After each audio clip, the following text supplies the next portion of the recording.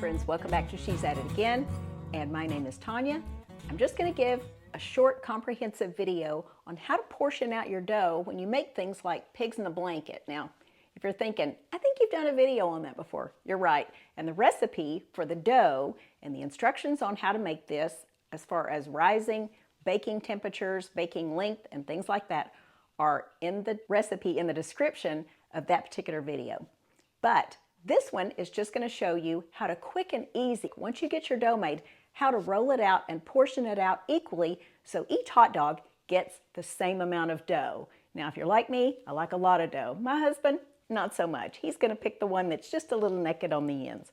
So follow us as we make our dough for our, well, we've already made the dough. We're going to make our pigs in the blanket, but it's going to be portioned out equally. So watch this. Hot dogs. But I want to show you how to cut out your dough, actually portion out your dough to make pigs in the blanket. No matter how many you have, it can get a little persnickety trying to keep it sealed together and all that. Now, I made my dough 2 days ago, I guess.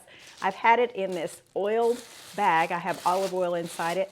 And I've kept it in the fridge so it's well rested. So I just want to kind of show you a little hack on how to make these a little bit quicker. Now notice I'm not going to portion out the dough and make rolls and then wrap each one around a hot dog.